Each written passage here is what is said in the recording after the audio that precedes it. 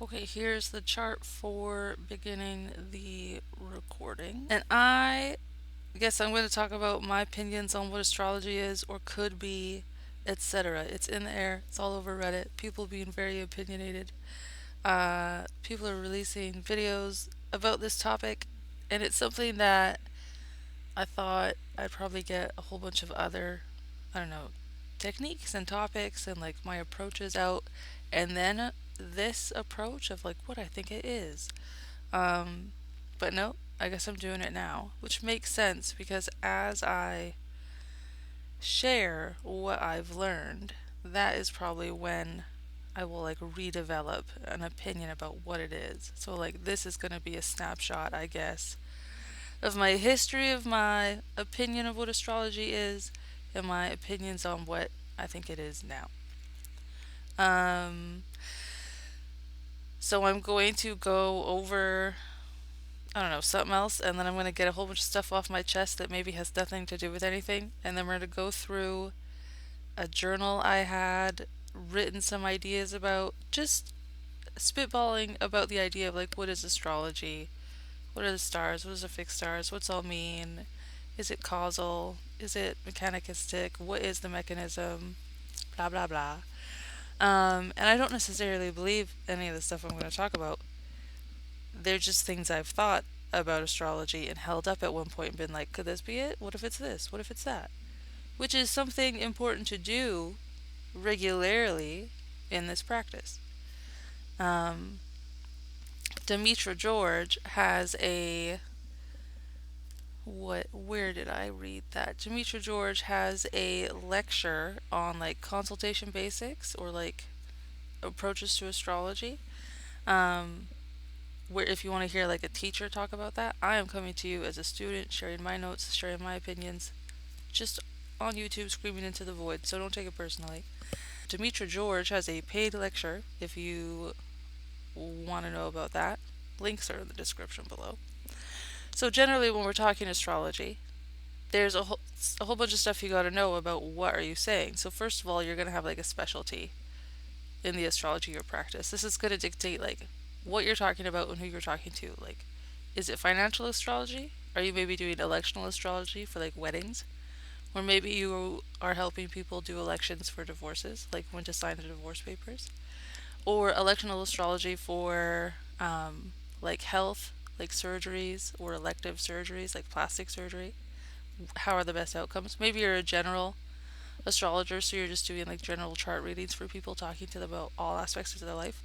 That's going to decide who you're talking to and like what you're specifically talking about. Are you talking to finance gurus and like investors? Are you talking to surgeons and surgeons' clients? What kind of astrology are you practicing? And then that specialty and that interest and that working with it comes from having a branch of astrology or branches interlaying like intricacies of what you practice. So it's like psychological astrology, Uranian astrology, modern, traditional. Are you using natural astrology, quadrant systems? Are you using whole sign astrology? Are you using like synastry or composites? Do you use both? This is going to be like how you talk about astrology. Like what language you use, what you use to describe the different aspects, like the different portions of astrology, the different building blocks, how you put it together. When someone comes to you to be like, what's it all mean? This is kind of the beginning stages of it. Now, you maybe have developed what's it all mean or you haven't, but Demetra George stresses that like you probably should because you are probably going to get someone that comes to you and asks a larger question about like is there divine order? Do I specifically have a purpose? Like if this chart's laid out and you could tell me all this stuff, like what's the point of all that? Do we have fate or do we have free will? Is it like your role to help people accept what's going on, or is it your role to help show them ways they can change it and have control? Where like what's your stance on that? Do you think that astrology is a causal mechanism? When Saturn moves somewhere, we are likely to get sad because that's an energy or an influence that Saturn as the body is bringing somehow to us, and it's like a domino effect. Or like weather, like There's a cloud, it might rain, it might not. Oh, it rained? Yeah, that was the cloud. It rained on you, right? Like cause and effect. Or do you consider more symbol and sign? Like instead of seeing the rain cloud and then getting rained on, you see the leaves on the tree curl up and you go, okay, well, a storm is brewing. The leaves are not the storm. The leaves do not bring the storm. It's just a sign showing you what is likely in your environment at that time. The analogy I've been working with lately is I think that astrology is like you have a bell on your property and it rings when there's going to be an earthquake. And to think that astrology is causal is to think that the bell is causing the earthquake, when instead you are being shaken and the bell is being shaken by the same force. And if you hear the bell, you can prepare for like earthquake type. You know what's coming, right? So it's also very helpful if you're in a lecture or if you're like starting to state some facts or you're starting to talk to somebody that you state what kind of astrology you're doing, because that helps us know what kind of language we can expect, your approach.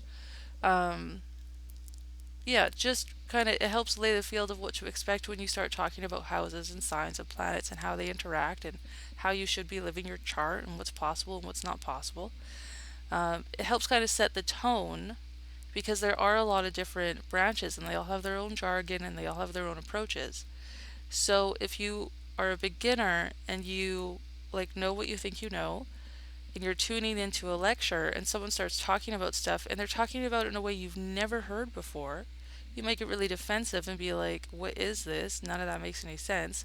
You might get really self-conscious and be like, "Well, do I not know what I'm talking about? What sources have I been using?"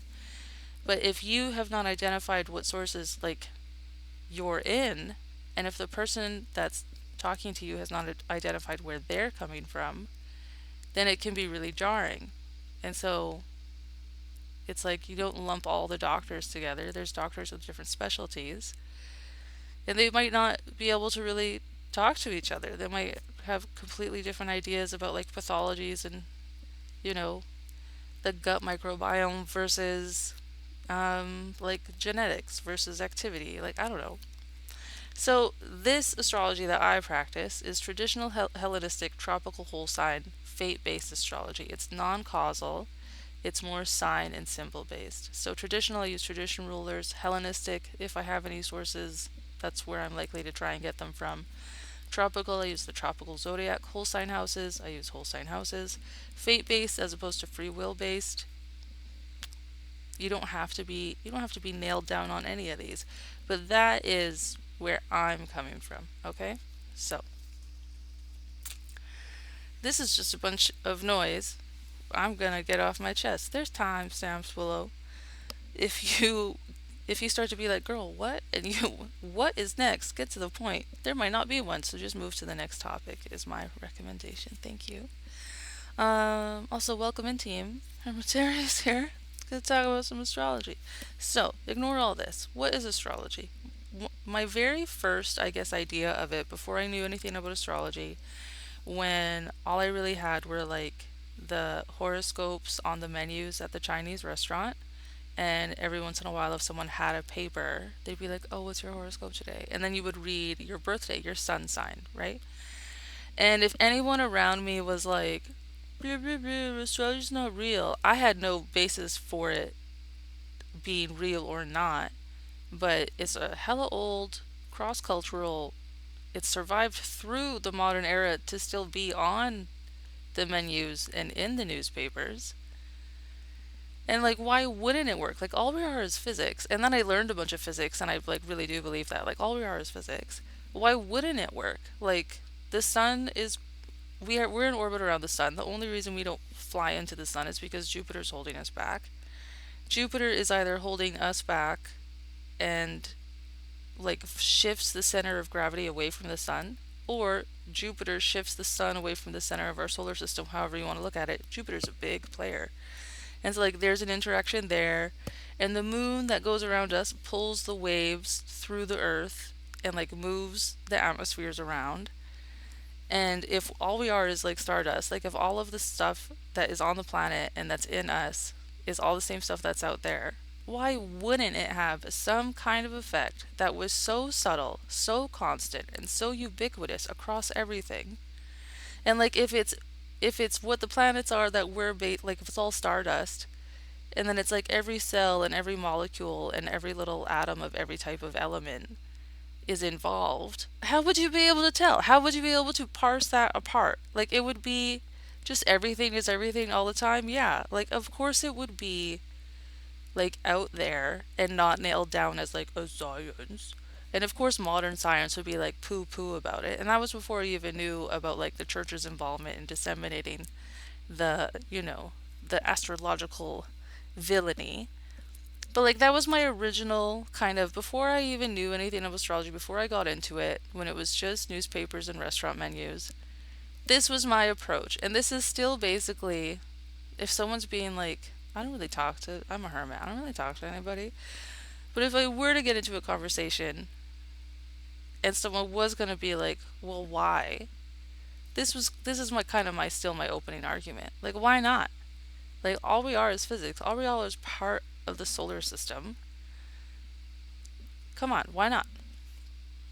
And then I just want to take a little break into like physics as magic. So if you read fantasy books and you were part of like the Sanderson wave of like the last 10 years maybe, world building and magic systems got like very in vogue, and like it should be structured and you should know exactly why, and there should be consequences, and you should know it like a physics. Like it should have been studied and equated out, and like you should be able to learn it like a physics.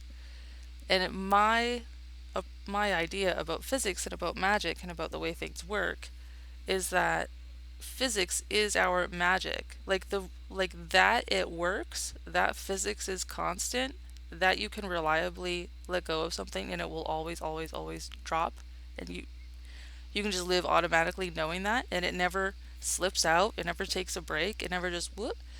We never just lose our regular physics. It's just always there. To me, that's magic. Like that is the world building constant that you can like freaking send rockets to space into.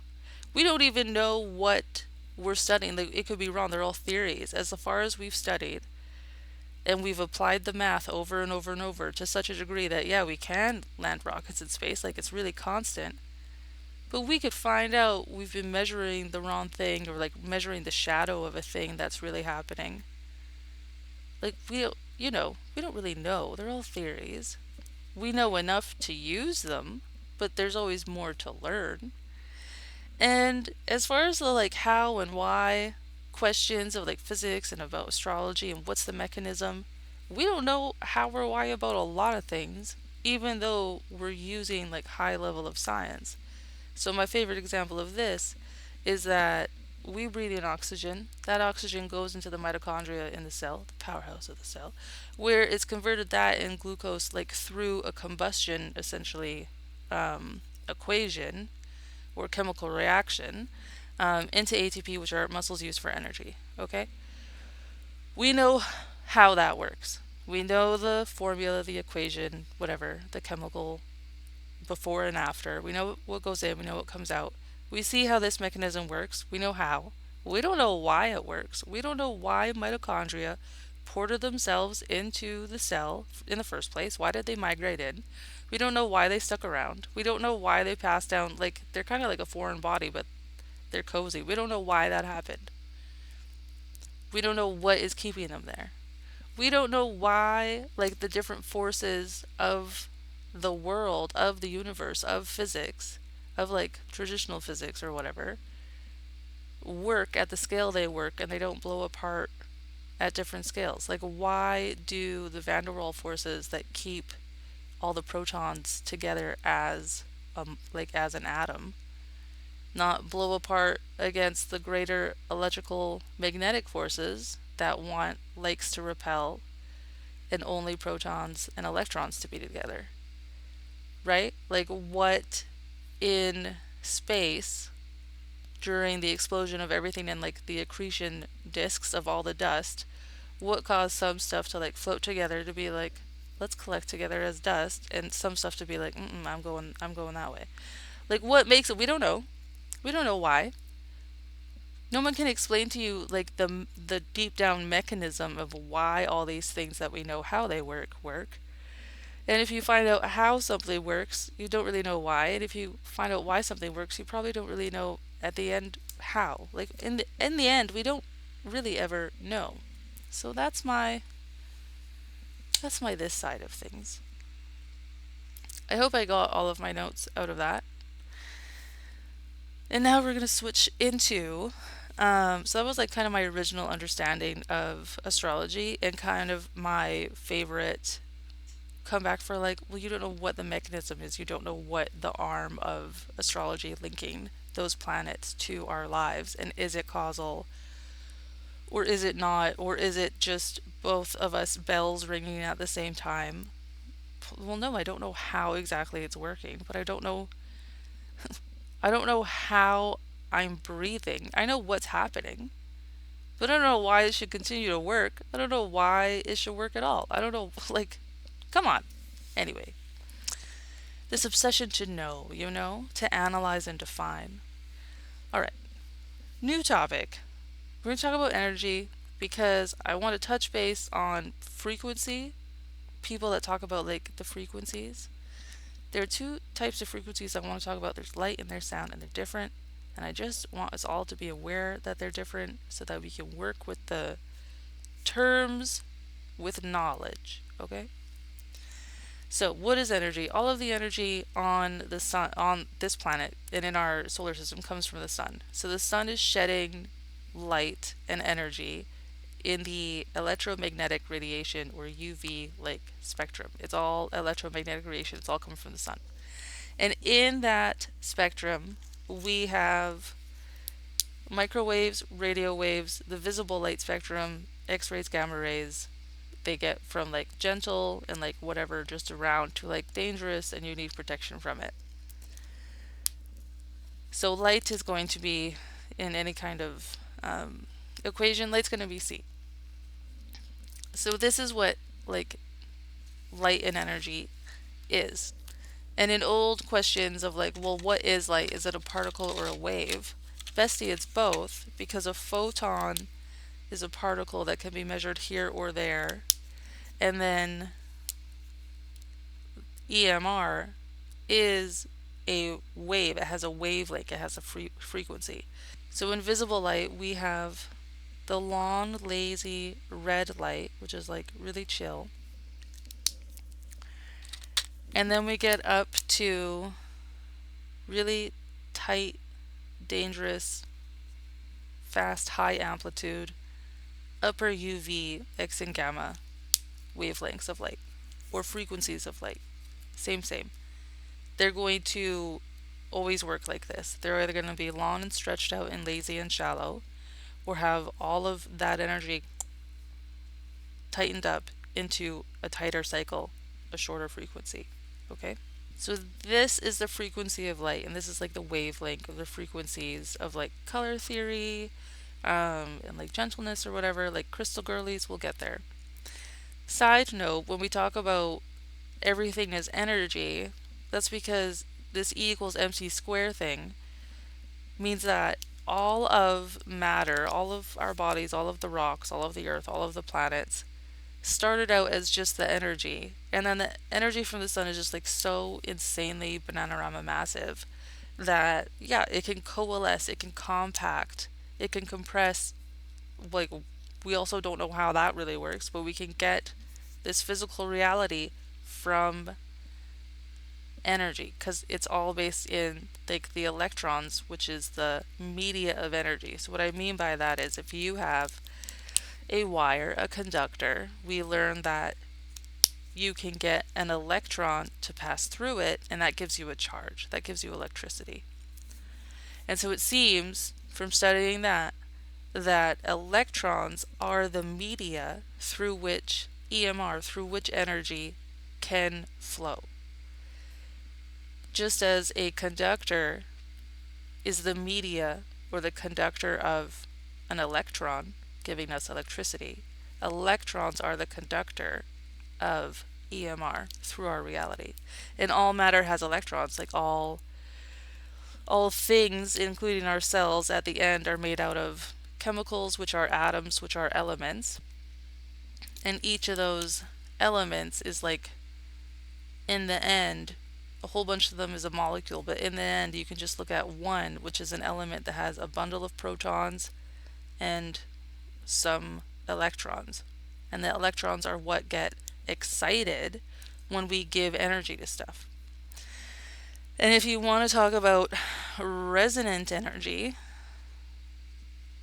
or resonant frequency, let's go to the internet. Then we're going to look at the Tacoma Bridge collapse, where if you're trying to build a bridge through a valley and the wind measures at some wavelength, some frequency, which you can measure using the science of the day, and then you build a bridge that, oopsies, happens to have that same resonant frequency within the body of the structure of the bridge itself, that frequency will come in and tear it apart. This is the same as a glass, and someone sings a high, clear note, and the glass shatters. A resonant frequency brings in the frequency that matches the structure of the body to such a degree that the matter, the particle, the this or that, it's here and it's defined, essentially returns to the, or is about to return, wants to return, is able to return to the frequency of just energy, which tears it apart materially, right? Like this bridge is now, and now it's calmed down because it's no longer the frequency of the wind going through. It's no longer at its resonant frequency. So different materials have different frequencies in the particle, like as matter. There's something called piezoelectric crystals, which are like your watch crystals back in the day, where you have like a little crystal, and if you give it a jolt, like our watch batteries, if you give it a jolt, then it will give you like a little tip, tip, tip, tip, tip. It'll give you a mechanical outburst. It will resonate at a certain tick that you can use to power your watch. Similarly, if you tap, tap, tap, tap, tap that crystal, you can get a little charge, charge, charge, charge, charge out of it. It goes both ways. It just needs some kind of input, and it will deliver at a certain frequency or hertz or cycle a certain output of the other kind. We're going to take a break we're going to take a tangent so I can get into talking about the crystal girlies and like resonant frequencies and crystals that have frequencies and blah blah blah. Okay, so the reason I know all this stuff is because I took a program, and I got a diploma where I had to learn this stuff. In order to learn that stuff, I had to upgrade my high school physics, and so that led me to the like tuna chair example. So bear with me. Skip ahead if you've been through this. What I had to do, and I tried to do it just with my logic, and I got it wrong twice. And I only had 3 times, so I had to go downstairs and like actually do the experiment like the book told me to, which is so annoying, but yeah, I learned. So what you had to do was take 2 chairs and tie a piece of string, and tie one piece of string to a tuna can and one different piece of string to a tuna can, and then you had to do it again with the same. And the question was like, if you swing one and they're different, will they line up? Will they not? If you swing the other one, like, what are they going to try to do? And I don't remember the results. I was too grumpy to remember. I remembered specifically for the test, and that was it. But what this told me is that tuna can to tuna can, to influence each other and get them swinging together and have that frequency. So yeah, it must have influenced and made this one keep pace with it. What this told me is that this physical, like medium, a physical transfer has to be present. And so for you to sit in a room with a crystal, what? It's not powerful enough. You have all your skin. Like, come on, how is that? So maybe if you're touching it, maybe if you're in contact with a crystal, this transfer can happen and you can be influenced resonantly by crystal energy.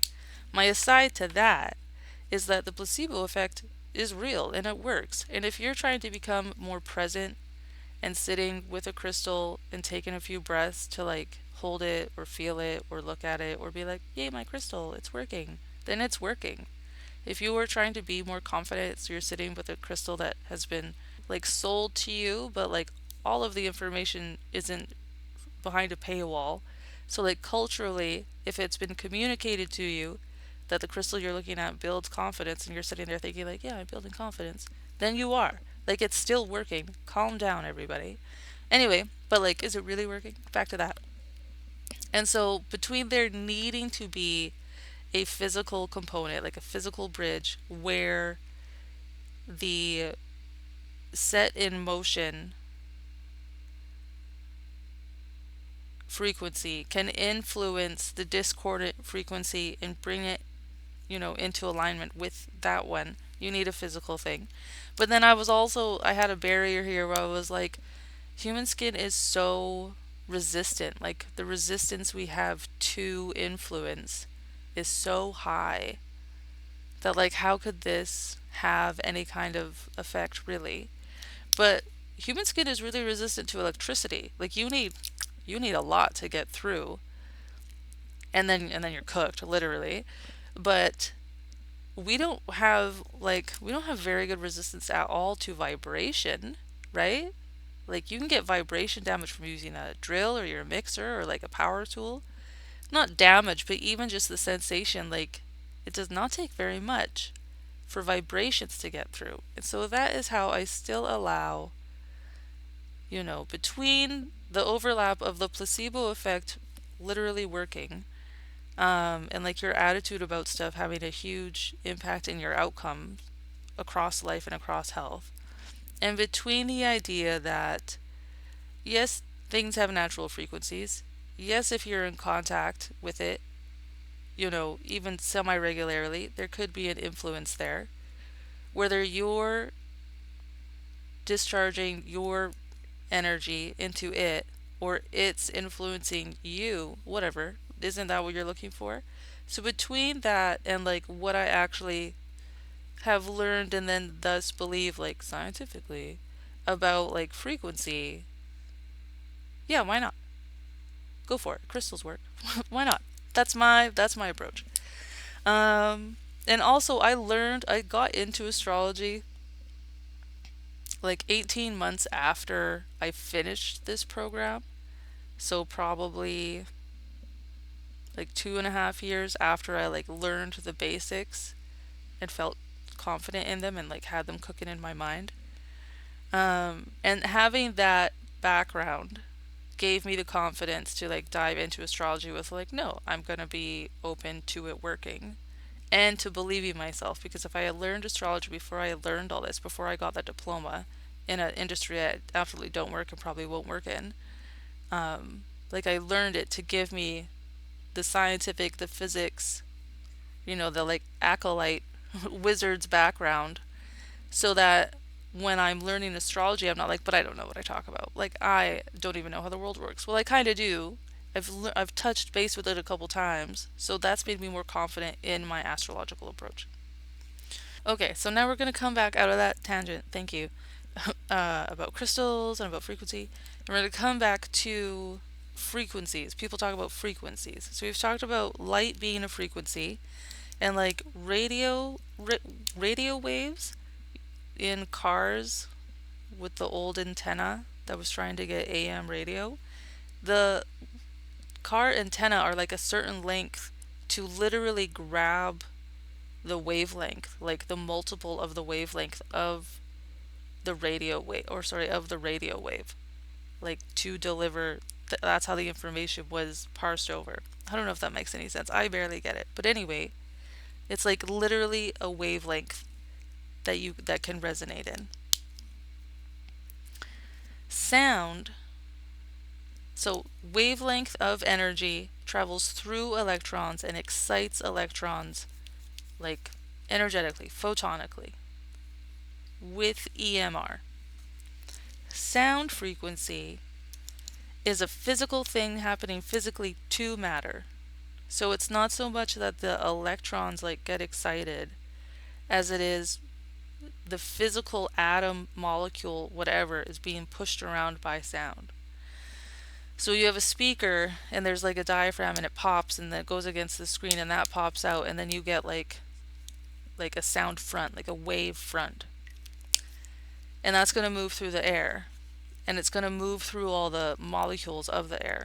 So you either have like a high air pressure, which is just literally more like air molecules, atmospheric molecules, dust molecules, whatever is around you, around and above you, being acted upon by gravity, which is what air pressure is, which is all pressure is that when there's more stuff on you, there's more like invisible little atmospheric bodies of all the molecules up there layering up and like coming down. And then we have these big holes in our faces called the sinuses that like help pressurize, and so they feel the pressure. And then maybe your jaw clenches because you're trying to accommodate for like when that pressure eases. Or you have low air pressure where there's like less stuff, and so there's less pressure being acted upon them by gravity pulling those all those layers down. And so these atmospheric molecules have less pressure. They're able to like float more. It's less dense. Okay? That's my understanding of air pressure. So a sound front, a sound wave will come through and hit these, you know, electrons, or these, more than electrons, the whole body of the matter, of the atmospheric molecule of your body. You know, your window pane can flutter, a snare drum will sizzle if you hit a bass drum. Like it, the actual physical body is being impacted, and then these molecules will impact these molecules, will impact these molecules. And so if that is a big enough impact to a receptive enough body or receptive enough type of matter, then they'll move, or they'll heat up, or they'll get their own sound, right? Like that video of the volcano going off, and you see it, and the pressure wave front comes through picking up the waves because they're mobile enough to like get hit and pick up and be pushed, and then maybe there's a sound of like water moving, I don't know.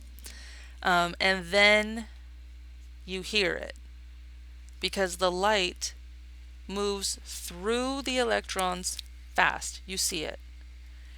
Whereas the sound has to hit, and move through the matter until it comes to you and hits your eardrum, which is just like a speaker diaphragm, and goes pop.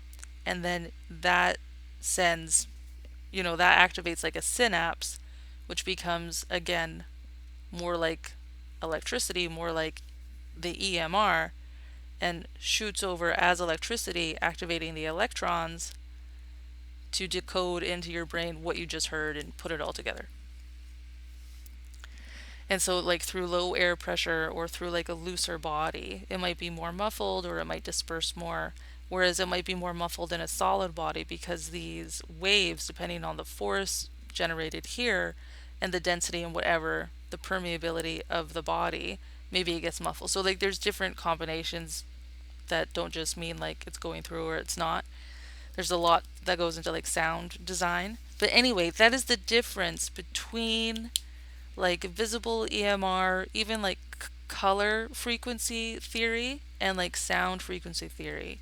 And so what I don't know what I'm talking about at all. Now I'm making stuff up. Now I have a conjecture. I believe what people are trying to do with certain hertz or frequencies of music is they're trying to like tap tap tap tap tap tap tap tap tap tap on you, the body, in such a resonance, in such a frequency as to mimic a certain like light frequency, and like thus affect whatever effect anybody is telling you that these things have. I believe that's what the correlation is. But now you know. Because it personally bothers me when people are bundling in sound frequency, and like sound wavelengths with light frequency. Light moves through electrons, which make up matter and are the excitable part of matter. Sound interfaces directly with matter, and if there's enough energy in that interface, the electrons will also get excited. So like sound as a weapon, you can heat something up with sound. I believe that's where we're coming from. And ultrasound is the same thing, like you're putting out a pulse, you're waiting till it hits a surface and bounces back, and then you're measuring the time and the distance and everything. Okay? I think that's what I have for preamble random stuff that maybe has nothing to do with the rest of what I'm going to talk about. And I'm going to keep going. Let's talk about light.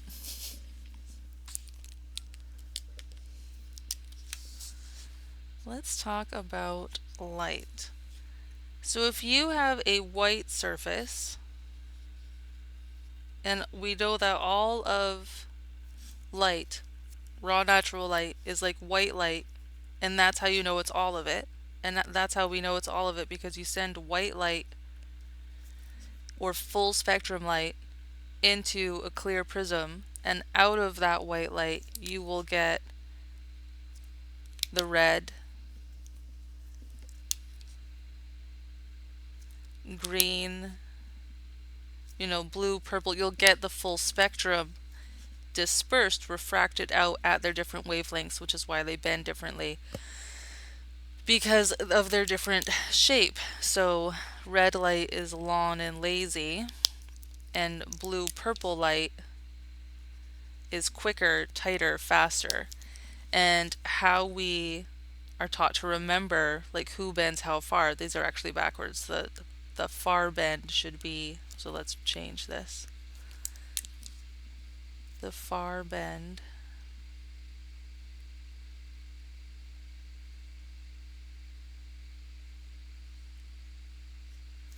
should be the tighter color. How we're taught to remember this is that if you are walking leisurely into the waves, you can pretty much keep your course. Whereas if you are like sprinting into the waves, you're gonna veer off. So the more energy you're going with, the more you're gonna be turned by every little thing that tip taps at you. Whereas if you are going at a steady leisurely pace and you're not in no hurry, you have like kind of more balance. So every wave that comes up or every particle that hits against you doesn't spin you out of control. You're just going to keep going because you're not up in this high energetic state where, like this person, how often are they touching the ground? They don't have that groundedness. They can just be pushed around. So anyway, that's how, like the direction and the wavelength of things. So white light is like full spectrum light. And so a white surface gets light and reflects back to you that it's white. That means it has no color, right? Because that's how I understand it. Whereas, where's all my pans? Every moment I'm losing all these pans. Whereas if you have a black surface and you shine light to it, nothing is coming out. It's like a void space of light. It has all the colors in it. And so nothing comes out and we don't see any color because it has all the color. When we see white, the thing has no color in it. And when we don't see any color, it's because the thing has all the colors in it. It is those colors, right? That's phase 1 of the talk. Phase 2 of the talk is plants are green, right? Plants are green becomes this whole symbolic idea that we carry around culturally. Plants and green are healing and symbolize love. The heart chakra in Western tradition that does the rainbow color is green. In Eastern tradition, I believe it's gold. Venus, one of her colors, is green. And she's all about love and beauty and healing and growth. Green is a very nurturing, abundant, safe kind of, exciting kind of life-giving color to us. Plants support us and give us life. Plants photosynthesize and give us oxygen. Plants are green and are shown to like reduce heart rates and reduce stress and increase lifespans and increase happiness and keep things cool, and they're just great for everybody in every ecosystem. Green things heal the planet. Green things are a symbol of the love of the planet for us, and that this planet is a planet of love because these plants produced us essentially, and we turn to them for healing and we turn to them for solace. Like green has this whole cultural idea because plants are green and we have this relationship with plants. So it's like a trifecta of plants being really good and plants being green and green being really good, right? So that there's this whole association with that. Now, to be a little shit, if we have all of the white light coming into the plant and what comes out is the color green, that means that this plant, the thing that it most categorically is not, is green. This thing that is no color gives us all the color back. This thing that is all the colors absorbs the colors that it is, which is all of them. This thing that is green has absorbed primarily what color? We're going to do color theory now. We have red, and I don't have a yellow, and we have blue. And blue and yellow make green, and opposites have something to do with color theory. So, if all of the green is out, that must mean that the plant is all of the red. So, I see your plants are green, and I raise you, plants are red. And this would make sense because red light is the laziest, slowest, easiest, most accessible, safest kind of light there is in the visible spectrum. For a plant to take in and have it be like part of its structure that builds up and photosynthesizes and blah blah blah, like what a plant does and how a plant lives and how a plant structures itself, eating light, using light primarily as like a key part of its combustion, its respiration cycle, both respirating, eating oxygen and producing a little bit of carbon for its own energetic purposes, but overall eating carbon and doing reverse combustion and producing oxygen and sugars. Whereas combustion is you take oxygen and a sugar or a carbon, like wood, and you burn it with oxygen, and then you get carbon and water. Plants take water and carbon and they reverse burn it, called photosynthesis, and they produce oxygen and sugars for the plant.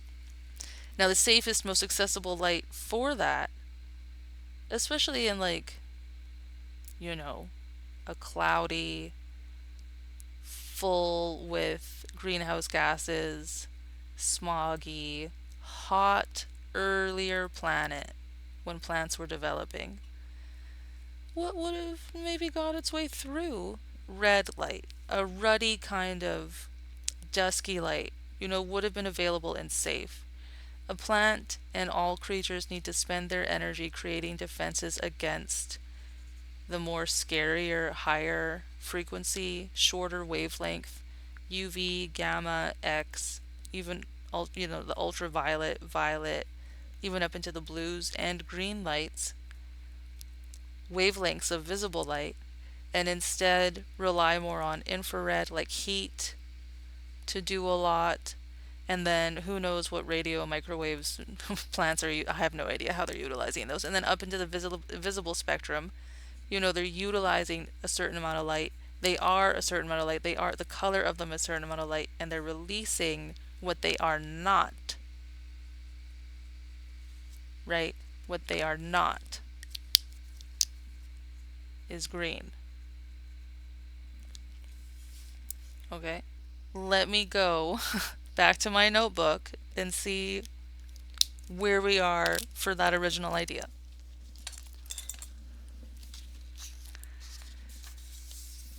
Light is white, containing all colors, and reflects off a white thing. No colors absorbed. A white thing is colorless.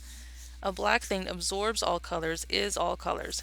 Things absorb what they are and reflect what they are not. Plants are green. Plants like is green. Greenness is plants. An isness that makes us equate green with plants, with life, with love, with heart chakra. Things absorb what they are and reflect what they are not, right? To be red, because plants are red, but they're giving off all this green and we associate with them with green, and plants mean green and green means plants. So to be red is to be seen as identified with being green. Things appear and are identified as the opposite to what they are, or their isness, right? Like if the isness of a plant is actually red, and thus it has no room in it for green, and all the green is left for us to experience with our eyeballs, and for all that green frequency to heal us and nourish our bodies. And yet we're identifying, do you see the loop I'm making here? Red light is chill, available, easy to grab, mellow. Red light absorbed, green light seen. So maybe green is a bit less accessible because it's a bit of a more active frequency, a bit of shorter wavelength. Oh yeah, I have this note here where, like, at the end of the day, I'm not going around saying plants are red. Plants are still green. This is just a thought experiment. It may not go anywhere, but I leave this door open and I think I would like to close it. So I'm sharing it now. It can bug you instead of me. Alright, so now we go into some other ideas, and I guess I was always using Libra as my example. So Libra, we talk about like justice, balance, relations. So when the sun moves into Libra, we are in Libra season. So we experience more themes of justice, equity, and harmony. That's the theory, right? When sun moves into Libra season, now we have like Libra vibes. That's how it's talked about. So I have moves. The sun moves into Libra in quotations because actually what's happening is we are moving around the sun. And so more so, like I'm not sure here, but like more so than sun moving into Libra, it's like we tilt around the hockey rink to such a degree that now the central player that we're looking at, the sun for reference, is against the Libra billboard of space-time continuum that is set by the seasons. And so does that not technically put the Earth herself into Aries? So like what does that mean relatively about sun being in Libra? Anyway, tangent one over. So here's my theories. Theory one: the band of time-space known as Libra, or the constellation, if that's how you use it, but that's not how I use it. So let's theory one: the band of time-space known as Libra contains certain qualities we call Libran. When a planet is there, it absorbs, amplifies, manifests, and like sends that Libran energy to us. So there's something specific about the quality of space-time in that section of sky relative to how we move that just is a certain way. It has a certain vibe. It's a certain room in the house that just makes you feel a certain kind of way. And depending on who's in that room, they hate it or they love it. It's their room. They have such bad memories of being in this room. They're going to then express and act in such a way that that energy, whatever it is, expressed through that planet, comes down to us. So here's my little image. Like there's a defined space-time of theory one, a defined space-time of Libran energy that is floating around there. And when a planet, Mercury or Venus or the Sun, are there, it goes into or through or maximizes whatever. It influences that planet, and then they send it down to us. And then we're like, oh my God, that's so Libra. Like whatever theme, whatever's happening. Okay, so that's option one. Option two is injustice, disharmony are a universal entropic chaos force freely in space, buffeting Earth, and the placement of a body in Libra eclipses or blocks or absorbs that chaos and creates an opportunity for non-entropic chaos, aka for like order, to develop, or like the space for will. So the idea is that at all times, this is theory two, at all times, like cosmic energy is just flowing in and life is bananarama. And then somebody moves into Libra, and due to the qualities of Libra here, whatever they may be, those qualities with these planets block a certain like type, a certain flavor of that cosmic chaos, leaving us in like the wake of it. So now, without all that chaos buffeting us, of a certain flavor which is blocked by a planet being specifically in Libra as opposed to other places, now we can develop what can develop when we're not being buffeted by that certain flavor of chaos. And so the blocking of this flavor of chaos, whether it is a certain flavor coming through the Libran direction of the cosmos, or whether it's all types of chaos, and when somebody is specifically in our, from our, like in our Libra, there's an embodiment of, if there are Libra properties, that block just a certain type of chaos. So we're still getting all the rest of it, but like the stuff that can be negated by Libra qualities is, and thus we get to experience an increase in justice and equity, and like those themes get to make it, get to thrive on Earth because they're not being like buffeted by the space wind that's just always coming in when somebody's not blocking it from Libra. So that's option two. That's a theory as well. Like, what is astrology? Where's it coming from? You know what I mean? If it is energy, what is the energy source? What's its motivation? Okay, so here's my moves part. The sun moving into Libra is actually our body, the Earth, moving into Aries. It is the vantage point of opposition that enables us to see and appreciate Libra quality, especially as we are in Aries. So this would support some themes from different aspects. So why is Libra so apparent during Libra season, or when anybody's in Libra? Because technically from that, the zodiac is like a local space-time belt that floats around us. It is set consistently and constantly by the sun, and then you can track the other planets through it. So if that's true, then when anybody's in Libra, that's because from our vantage point and according to like just that relationship, we are in Aries, right?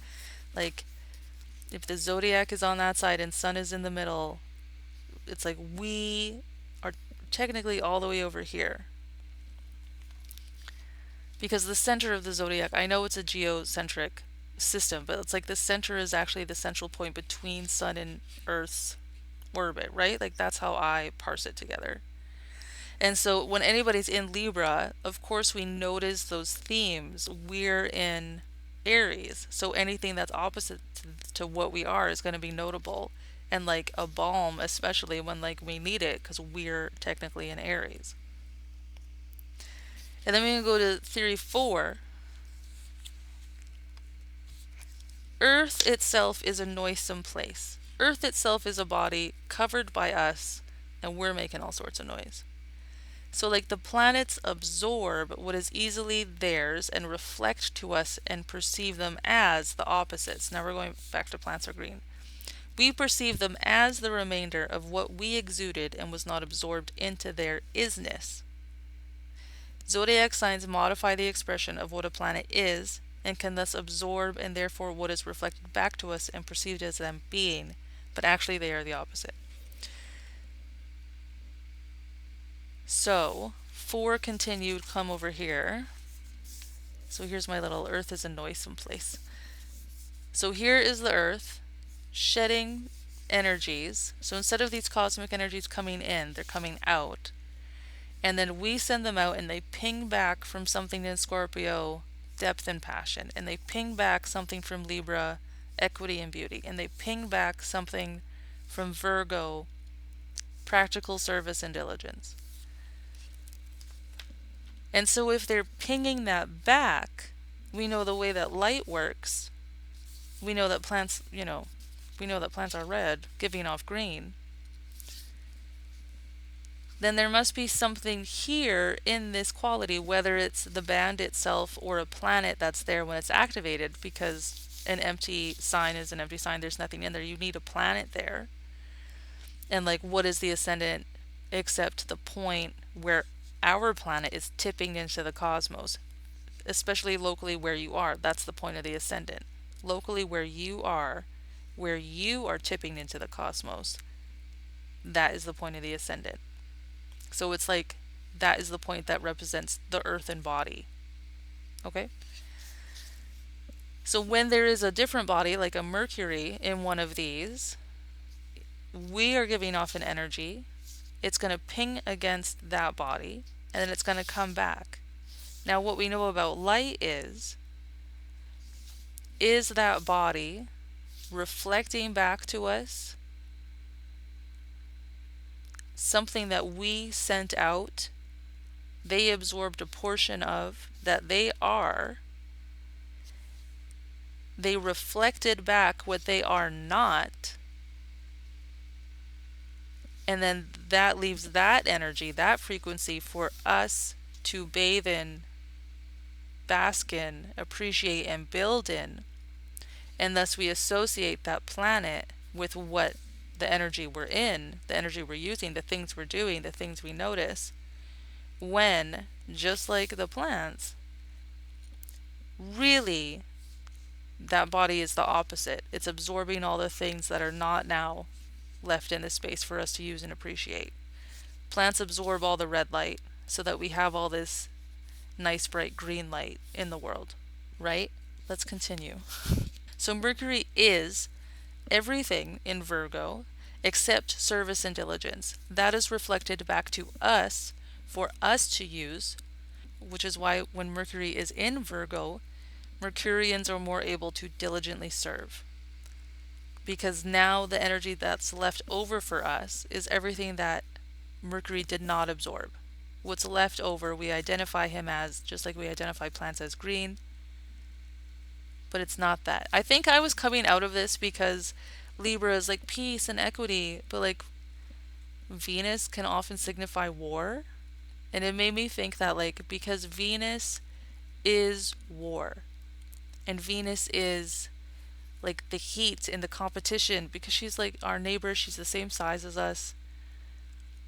And so if that's what she is, then that's what she would absorb, and she would reflect back to us for us to use, because she's taken all the stuff that she is, so everything she's not, in that light, that's how we would see her as. But it's because she's not those things that we have them to appreciate and use and to build and heal our bodies. Just like the green light from plants is available to us to like heal ourselves and calm our minds. Because plants are not that. They've left that for us.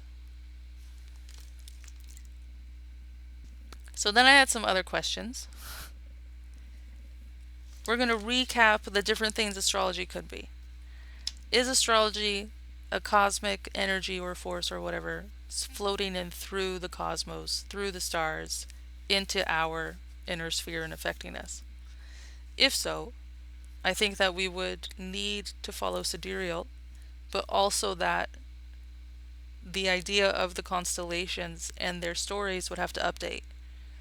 Because if it's energy flowing through things and being modified by that flow path, and if going through a certain arrangement of stars and constellations gave it a certain energy that dropped certain myths across the globe about fish and about saving and whatever, then as we turn away from that, and as those shapes shift, and as the energy comes in a different plinko formation, because everything is slowly spinning away from each other and spinning apart and spinning at different times, well, then those stories would change.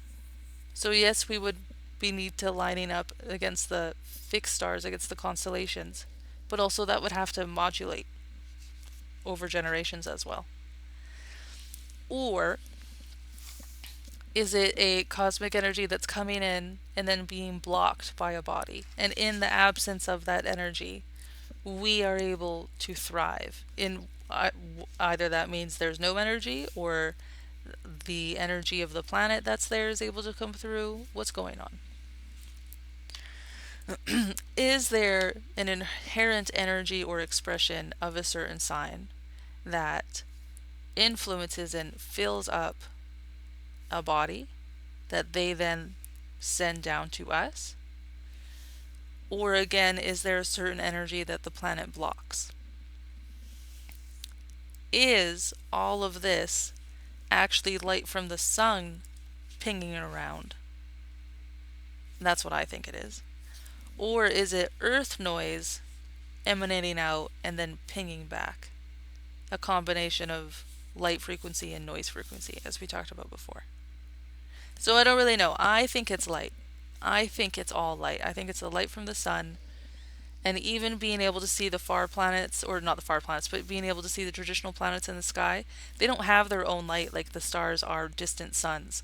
The planets in astrology are all reflecting light just like the moon is. We just can't see like the crescent shapes as well. So they aren't actually stars, they're planets just like us, and they're reflecting light just like the moon does. It's all the sun's light. And so I think it's light. And I like my idea that each of the planets is actually diametrically at its heart, in its isness, exactly opposite of what we purport it to be. And because it doesn't have any of that resonance of what it's not, that's left for us to appreciate in its wake. That's what I think it actually is. So, like, Saturn is very, very, very caring and compassionate and leaves none of that light for us because that body has absorbed it all. And so we're just left with the coldness that is left without, that frequency. Venus is a warmonger. And so when she's in Libra, she takes up all the warmongering and we're left with like peace and equity and why not? World peace, That's my current approach, or that was the approach at this time. And then I've got some stuff down here. So the purples are, is it an external chaos the planet blocks and creates space for earthly reflection, or is powered up by and juiced up by, and it going through the filter of the planet itself is what gives the energy or this indication? Like the sun is a certain type of filter, and so the energy doesn't get blocked or reflected from it. It goes through it and thus gets filtered or colored by, solar expression. Or is it an internal chaos, the suns or the planets, or the earths, that the planets absorb and or reflect back usable energy or themes or inspirations or whatever it is? Do spacecraft, are they outside of our atmosphere? And then the ones that are outside of our solar system, do they experience events in whatever sign they must be orbiting through? And will satellites become astrological / predictive bodies? And so then I thought, I haven't done this, but looking up ISS events, or tracking through Mars rover, or anything that we have floating through our system that may or may not have an orbit around Earth. ISS would be good because it's local to Earth. So for sure within our zodiac. Whereas anything beyond Earth maybe isn't part of our zodiac. I don't know. But can you look at events from the ISS and line it up to transits and then test this theory about does the ISS exemplify or in opposition to the themes? What does it look like that's happening, right? With the new body able to monitor. So if you're interested in that, go for it. I'm probably not going to do that. And then, what are these notes? So this is a summary of what I just talked about. Space chaos is an active force reaching the Earth, ? Influencing or amplifying Earth issues, ? Right? Purple coming in, space chaos. Does it get blocked by a sign? Does it get blocked by a planet? Does it get amplified through those and come through? So space chaos is, acts, as a competing entropic force, so that the planets block, to allow planet or Earth energy to manifest. Number 2, the umbrella source of signs energy, so it's actually what powers the signs and the planets. The real question being if it is space cosmic energy, do the planets reflect it or absorb it? Do planet block or absorb or reflect the chaos? Option 2 was Earth is noisy and the noise is entropy or chaos, and the light source of the zodiac specifically, because the sun is shining onto the earth, and then we get into a certain relationship with the sun, and it's like, how is that light shining off the earth? And that is what gives us the zodiac, because it's a sun earth based system. In which case, the energy is like coming from the sun, pinging off the earth, giving us earth noise, giving us life, and then that pings up into the signs and onto the planets specifically. And then again, do they absorb it, leaving something in the wake? Do they absorb it and bring back their own energy? Do they just reflect it back to us? So like, there's all noise all the time, but when there's a planet here in Libra, we get like the best Libran parts of ourselves reflected back. So those are some ideas around the idea that like astrology is energy. Um, Now what I think that if astrology is energy, then what we're seeing is just like this example here. So there is force, some force going through, that plate can be seen as like our gravitational field, or like the disk that we're all on, the accretion disk that our solar system developed on. And there's energies, there's forces going through it. The universe exists, and here we are. And just as whatever frequencies, sound, whatever, is impacting all this matter and exciting these electrons into certain patterns, like thus we are also being shaken.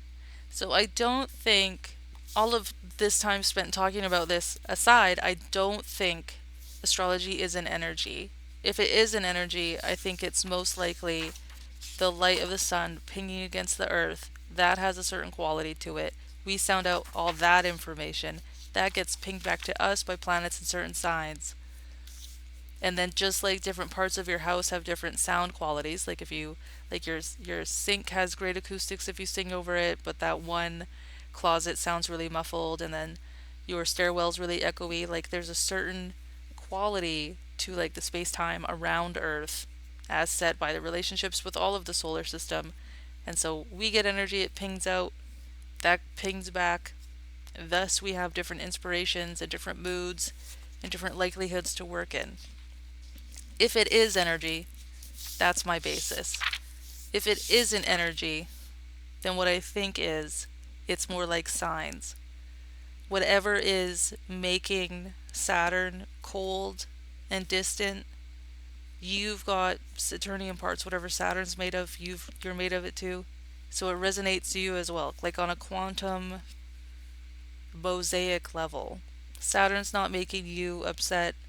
You can't you can't affect Saturn in any way. You can't maximize what he'll do for you. I don't think you can maximize the power of your chart whatsoever. And I stay away, like back to the type of astrology you practice and being clear about it. I have learned to not even attend a lecture that has any kind of phrasing like make Saturn work for you, how to maximize your Mars houses, anything like that. I don't even dabble with. I don't even interface with. I think whatever is causing Saturn to be where Saturn is when Saturn's there also causes us to have the experiences we're having. And it's not causal. It's just happening. It's just coming up at the same time. And where that leaves like fate and free will, and like how can you navigate like all the significations and what's going to happen, my first resource for you is to read Terry Pratchett's Good Omens. I don't know how the show has treated it. I think it's important to read it or listen to it. I won't give a spoiler here, but I'll give one at the end if I remember, okay? So skip to that if you need to. If you see Mars is going to be in a certain configuration, and you know from studying history that like a certain level of things are possible, and if we are just kind of like the appendage of the greater body of astrology, not because it's making us happen, but because we're moving together as one body. You can see it's happening. I can feel it's happening. They're not causing each other, they're happening together. The arm can move And the hand can be in a, a course of action, a trajectory that started way up here in different synapses and way up in a different muscle, but the finger can twitch. Is how I, if you need a bit of free will in that, the finger can twitch. And whether that's coming from down here in a muscle where a little neuron synapse misfires, or, there's something going on, there is some twitching available.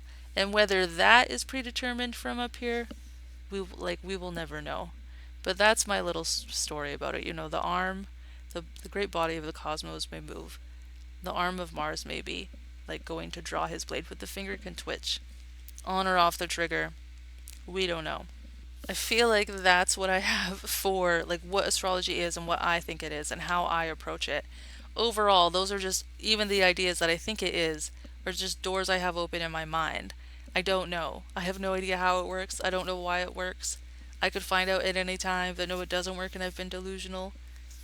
Anyone at any point could come up with a really robust, like, cross cultural, cross body control group study, and it could become, it probably won't be, but it could become common, science. Like, it could become something that's studied seriously. All that aside, I don't know what it is. I don't know how it works. I don't need to know to study it and still build a relationship with it. So, on that note, I'm going to give my current understanding of the zodiac. I've been doing like zodiac stories in different ways that I've thought about or reasoned with the signs and the stars and like the story of the zodiac through them. And this is my current understanding. This is what I'm currently working with. Okay, so I do tropical astrology, and in tropical astrology, the solar relationship defines the whole system. Solstices, highs and lows, extremes, equinoxes are modulators. All else is interpretive correspondence from these points. The note I have about that is that, like, I've got this opinion that astrology is the planets and the solar relationship with the sun and the moon. Like, it is those moving bodies, and everything else is grid work that we've put on to into a way to understand it, a way to graph it, a way to track it. The addenda I have to that is that the sign difference and the activation thus of a house difference when you're tracking your chart, to me, is so undeniable.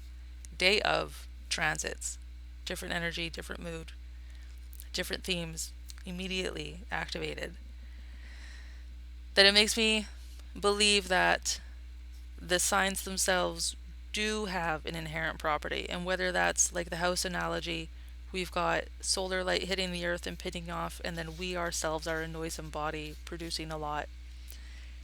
Does that create different, echo chambers, different zones, different spaces in the structure of our zodiac? And or do the signs themselves have inherently certain energy? I don't know. Is it coming in or coming out? I don't know.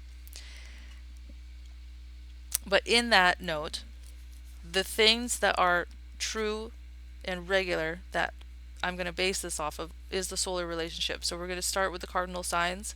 The cardinal signs start something, and then from there the story flows. So overall, the story is Mars, Aries, I survived. Cancer, Moon, thriving. Libra, Venus, I thrived.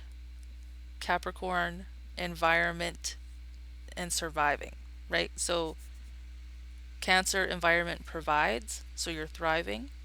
In Capricorn, the environment damages and you're surviving. This is my attempt at making a non-hemisphere based situation. So I'm not talking about spring and fall. I'm not talking about summer and winter. I'm talking about Saturn's seasons, Capricorn and Aquarius, being the harshest time to be anywhere on the planet, because in the southern hemisphere this is summertime, so the sun is 2 feet from you and cooking everything and setting everything ablaze. And in the wintertime the sun is too far from us during Saturn seasons, so it's wintertime for us in the northern hemisphere, and we're freezing. We can't go outside without preparation. Y'all can't go outside without preparation, southern hemisphere people.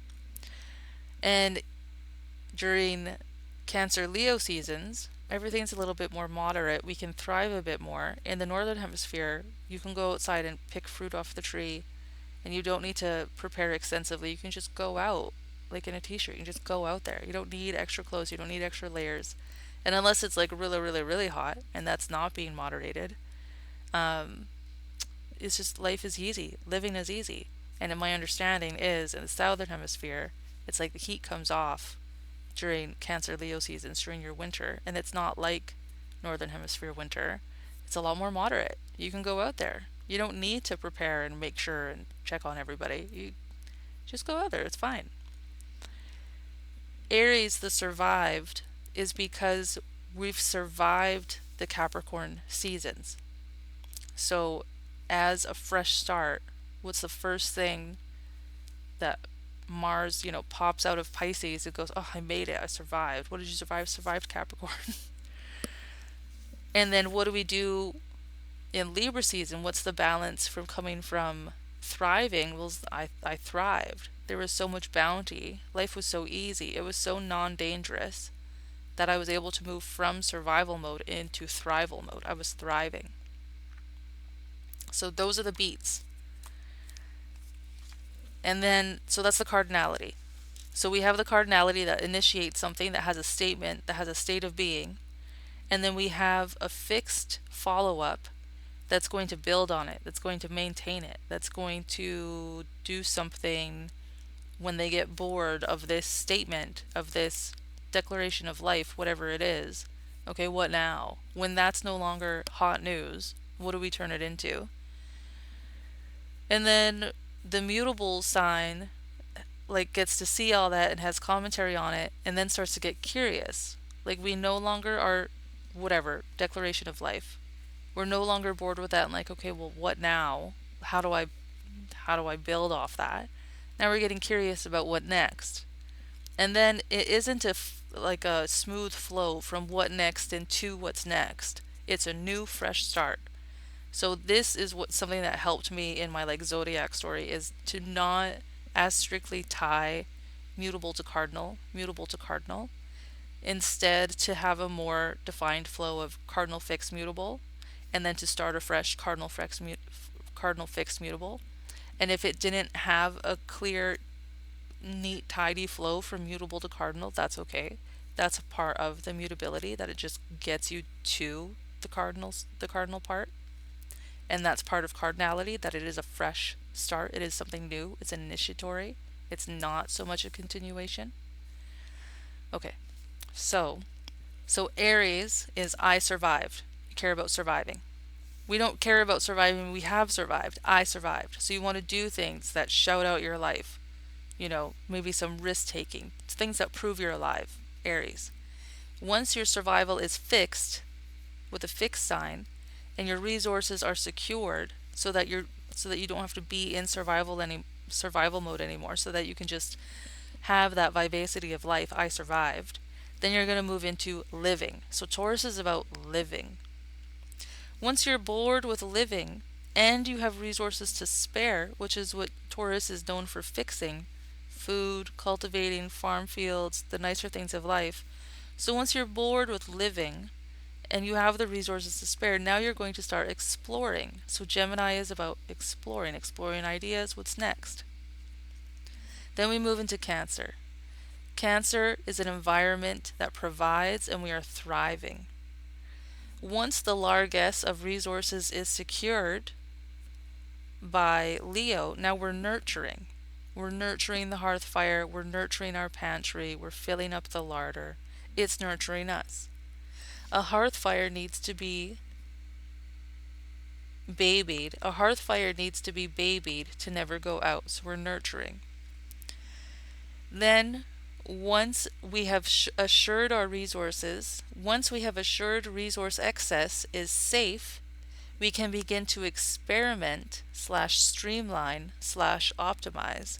So now we're innovating. We're thriving, we're nurturing, and then we get to start innovating the resources that we have. So Cancer is thriving, or the environment provides. Leo is nurturing, because you need to nurture a hearth fire and it will nurture you back. You got to nurture that inner flame. You got to nurture the resources that gave you life. You have to fix them somehow. Fix them in place, fix them for you, not repair them, but like stabilize them, have them be a fixture in your life. And once you have that, just like once you have the resources that you're done living with to start exploring, now you can start innovating. So Virgo is innovating. That moves us into Libra, who knows that they thrived. That is the balanced state. I thrived. Once you realize the seasons of largesse are over, and I thrived is more of a past tense, the season of thriving is over. I've done it. I've thrived.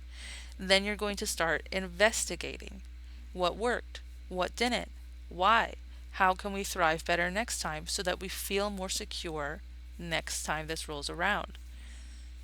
And then once the information has been reviewed, we hope. We have goals and dreams for that next time, and we celebrate, the work we did, that we did thrive, that it all worked out. What could be better next time is what Sagittarius will ask. So Libra says, I thrived, and now we're moving into a new balance where we have to start looking ahead, which is where Scorpio will investigate what went wrong, what went well, what happened here, how are we going to get through the next seasons. This is also the shift back into a Mars ruled sign where Mars takes over getting through Capricorn's seasons. Venus takes over enjoying Cancer's seasons or the solar seasons, the luminary seasons. Mars takes over surviving Capricorn or Saturn's season. I keep saying Capricorn because it's here. Mars takes over surviving Saturn seasons. So Mars is going to investigate not only not only what went well, but what resources are here available to like celebrate and give us hope and energy to survive Saturn seasons to get us to the next Aries season. Mars in Scorpio investigates how we're going to get to the next I survived state. Venus in Taurus is concerned about living so that she can experience knowing that she thrived. She can have this thrived state, knowing that it was a lived experience.